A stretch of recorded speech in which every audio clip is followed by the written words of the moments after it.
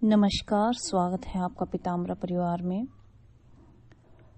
कई बार कुछ लोग प्रश्न पूछते हैं कि तंत्र क्षेत्र में बहुत सारी पुस्तकें प्रकाशित हैं, हिंदी, अंग्रेजी, संस्कृत, बहुत सारी भाषाओं में हैं, तो समय का अभाव है और हमें कौन से ग्रंथ का, कौन सी पुस्तक को पढ़ना चाहिए या पाठ करना चाहिए, या ऐसी कोई पुस्तक बताएं या कोई ग्रंथ बताएं जिससे संपूर्ण तंत्र का ज्ञान उन्हें हो जाए।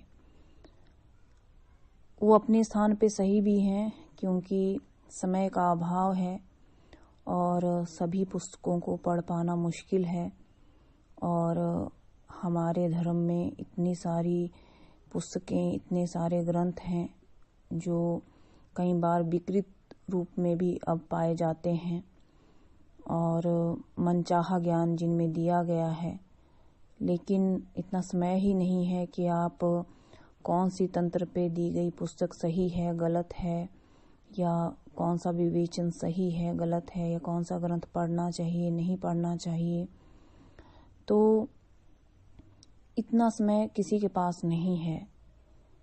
तो ऐसे ग्रंथ हैं जिनको पढ़ कर के आपको तंत्र शास्त्र का विलक्षण ज्ञान भी हो जाए, और ऐसा कौन सा ग्रंथ है जो विलक्षण ग्रंथ की श्रेणी में आता है। तो आज हम इसी विषय पर बात करेंगे। अगर आपको यह वीडियो अच्छा लगे तो लाइक और शेयर कीजिए। जैसा कि आप सभी जानते हैं कि अंग्रेजी, हिंदी और संस्कृत भाषा में तांत्रिक बहुत सारी पुस्तकें हैं जो तंत्र पर आधारित हैं, लेकिन ऐसा ग्रंथ जिसमें समस्त तांत्रिक साधना, उपासनाओं के साथ साथ अध्यात्म भी प्रचुर मात्रा में हो, वो कौन सी पुस्तक है।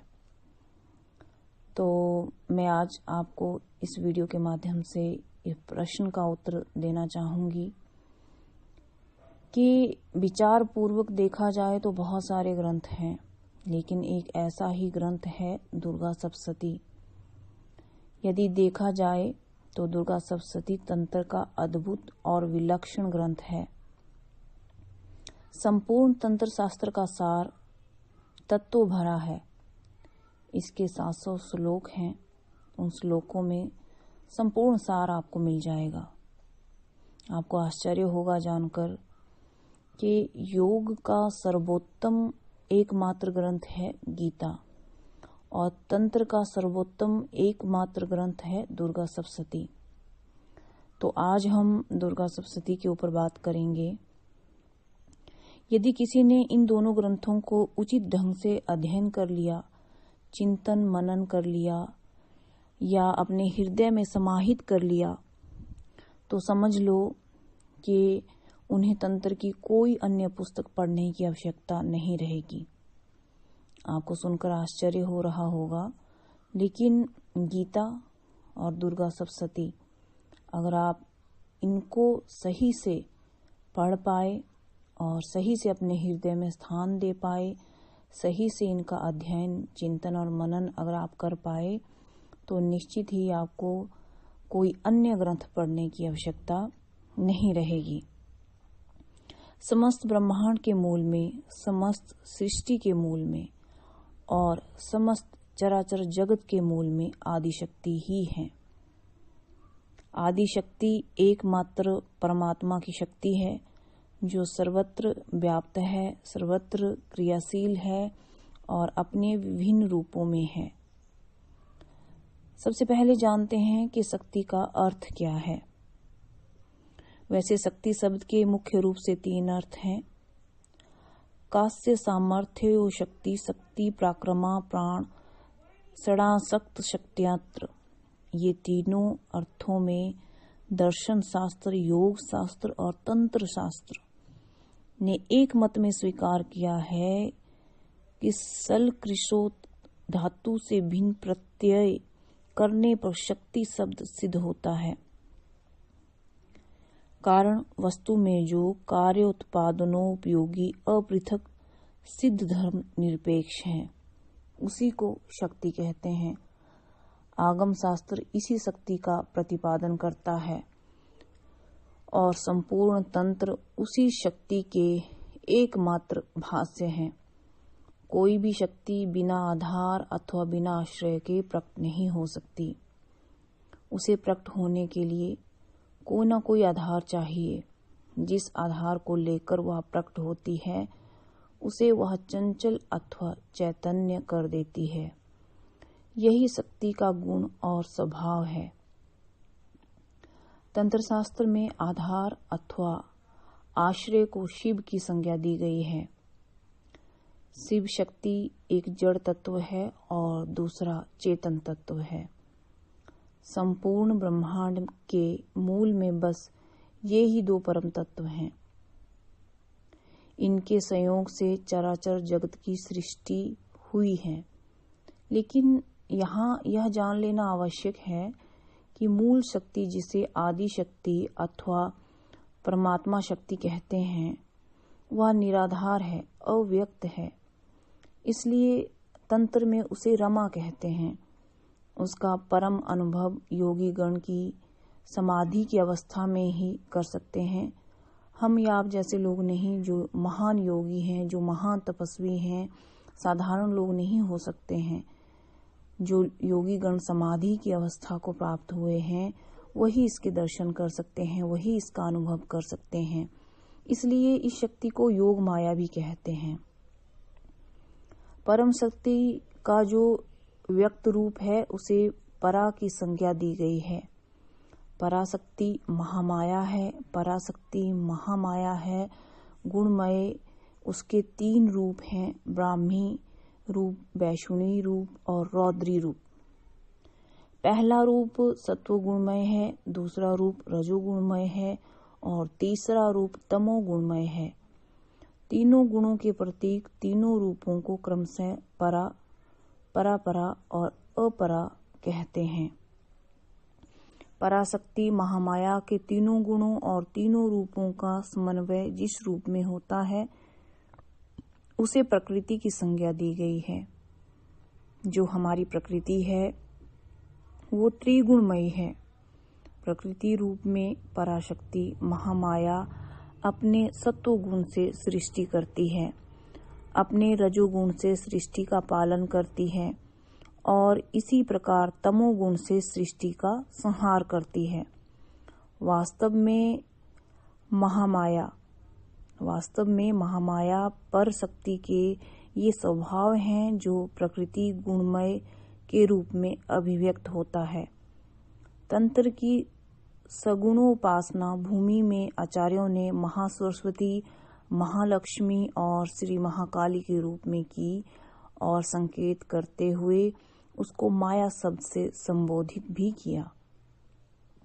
महामाया पराशक्ति का ब्राह्मी रूप सत्वगुणमयी महासरस्वती है, वैष्णवी रूप रजोगुणमयी महालक्ष्मी है, इसी प्रकार रौद्री रूप तमोगुणमयी महाकाली है।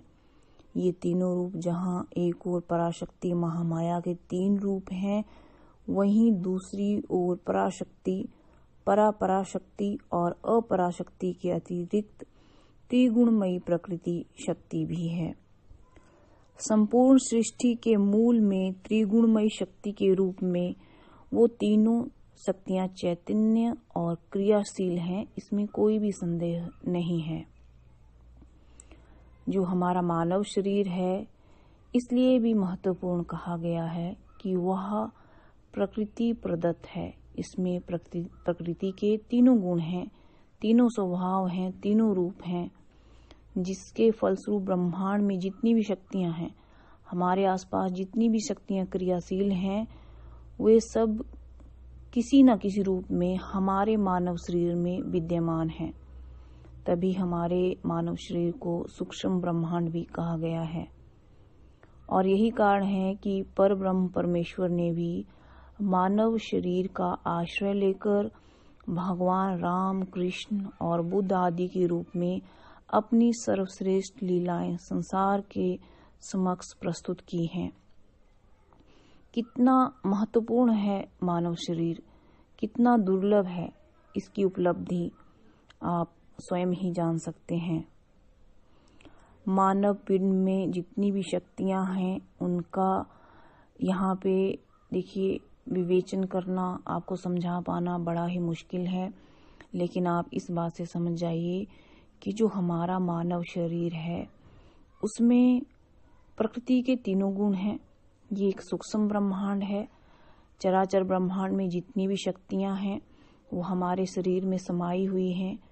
बस आपको जरूरत है उन शक्तियों को उजागर करने की, उन शक्तियों में स्पंदन करने की, उन शक्तियों को जागृत करने की। यदि आप जागृत करेंगे तो कैसे करेंगे, किस तरह से करेंगे? स्वयं भगवान ने राम, कृष्ण, बुद्ध आदि के रूप में इन शक्तियों को कैसे जागृत किया जाता है, कैसे साधनाएं की जाती हैं, कैसे लीलाएं की जाती हैं और कैसे ध्यान किया जाता है। राम, कृष्ण, बुद्ध आदि के रूप में भगवान ने जन्म लेकर के स्वयं हम सबको समझाया है। हमें जरूरत है उनके पद चिन्हों पे चलने की। आगे मैं एक वीडियो बहुत शीघ्र बनाऊंगी, उस वीडियो के कई पार्ट भी हो सकते हैं, जिसमें मैं दुर्गा सप्तशती के मंत्रों का, दुर्गा सप्तशती का एक विशेष विवेचन करने वाली हूँ, जिससे आप जान जाएंगे कि दुर्गा सप्तशती को क्यों सर्वोत्तम ग्रंथ कहा गया है। तंत्र क्षेत्र में दुर्गा सप्तशती की इतनी महत्ता क्यों है। उसके बाद हम बात करेंगे योग का सर्वोत्तम एकमात्र ग्रंथ गीता क्यों है, क्यों कहा गया है कि ग्रंथ गीता और तंत्र का सर्वोत्तम ग्रंथ दुर्गा सप्तशती ही पर्याप्त है, आपको कोई और पुस्तक पढ़ने की आवश्यकता नहीं है। तो हमारा जो अगला वीडियो होगा वो दुर्गा सप्तशती के विशेष विवेचन पर आधारित होगा।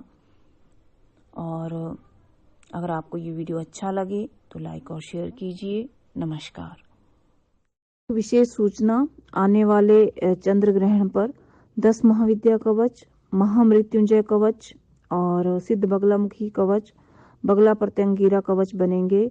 जो लोग अपने नाम से ये कवच बनवाना चाहते हैं वो अभी से ही हमें बता सकते हैं, व्हाट्सएप कर सकते हैं। जो व्हाट्सएप नंबर है आपके स्क्रीन पे दिया हुआ, उस नंबर पे व्हाट्सएप कीजिए और अपना डिटेल हमें सेंड कीजिए, ताकि 30 नवंबर को आपके नाम से जो भी कवच आप मंगवाना चाहते हैं वो सिद्ध किया जा सके और आपको भेजा जा सके। नमस्कार।